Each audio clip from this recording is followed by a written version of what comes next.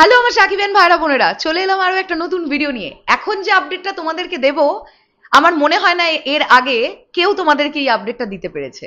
কারণ এই আপডেটটা আমি সাকিব ভাইয়ার ভীষণ কাছের মানুষের থেকে পেয়েছি, নাম নাইবা বললাম, কিন্তু মেগাস্টার সাকিব খানকে নিয়ে আলোচনা করব এই ভিডিওতে।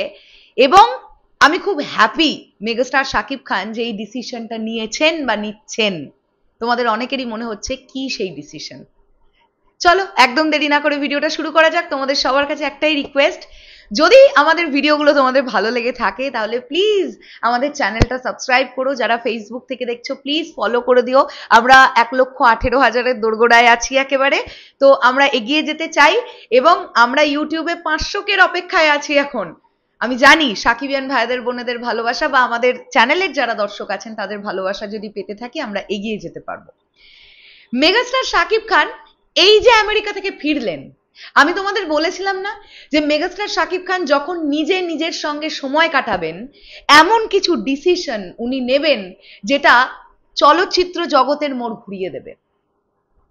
এবার আমেরিকা থেকে ফেরার পরে মেগাস্টার সাকিব খানের ডিসিশন এটা, তিনি এটা করতে চাইছেন।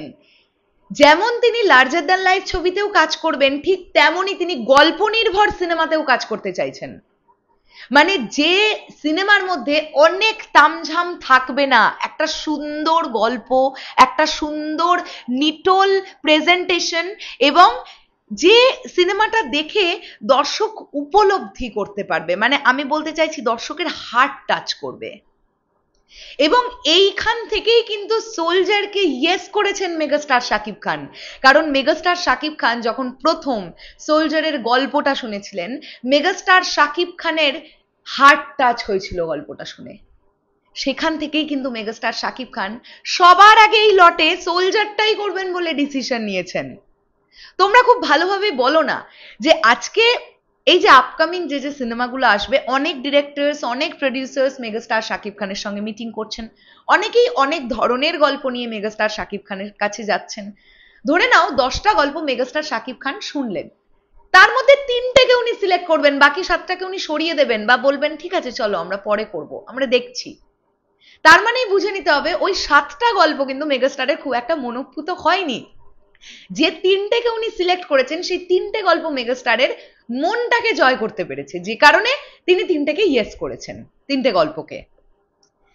সোলজার করার একটা অন্যতম কারণ হচ্ছে সোলজারের গল্প। এবার আসলেই কেন মেগাস্টারের হার্ট টাচিং হলো এই গল্পটা, আসলেই গল্পটা কেমন? অনেক সময় কি হয়, গল্প খুব ভালো থাকে, এক্সিকিউশনে প্রবলেম দাঁড়ায়।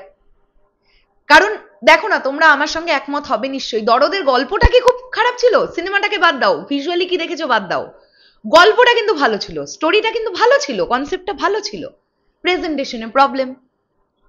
তো আমাদের এটাই চাওয়া থাকবে ডিরেক্টর শাকিব ফাহাদের কাছে যে আপনি একটা সুন্দর গল্প নিয়ে যেমন আসছেন, গল্পটার এক্সিকিউশনটা যেন ভালো হয়। আপনার কাছে রিকোয়েস্ট রাখছি, কারণ আপনি ক্যাপ্টেন অফ দ্য শিপ, নানান ডিপার্টমেন্টে নানান লোকজন কাজ করবেন, সেটা তো আমরা জানি, কিন্তু ফাইনালাইজ করবেন আপনি। যে পুরো ব্যাপারটা আপনি কিভাবে দেখছেন, সেটা মন মতন, আপনার মন মতন হচ্ছে কিনা, আপনি যেটা দেখবেন সেটা অ্যাসিওর করলে দর্শক কিন্তু সেটা দেখবে। তাই জন্যই director captain of the ship.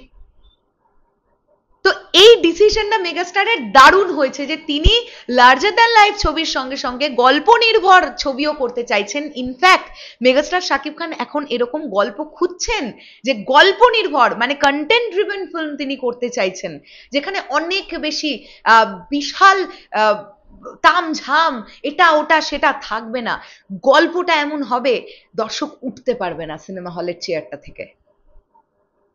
তো এই আপডেটটা তোমাদের সঙ্গে শেয়ার করলাম। জানি না তোমাদের ভিডিওটা কেমন লাগলো, বাট এটা খুব ইনসাইডার আপডেট, আর আমি এটা শুনে খুব হ্যাপি হয়েছি। কারণ মেগাস্টার সাকিব খান ডিসিশন নিয়েছেন যে বছরে 3টে করে ছবি উনি আনবেন, দুটো যদি লার্জার দ্যান লাইফ ছবি হয়ও, এবং সেগুলোতেও ভালো গল্প থাকতে হবে, নালে ওয়ার্ক করবে না, তার সঙ্গে সঙ্গে একটা কন্টেন্ট ড্রিভেন ফিল্ম যেখানে প্রচুর অ্যাকশন, প্রচুর কিছু দরকার নেই, গল্পটা হবে সিনেমার জান।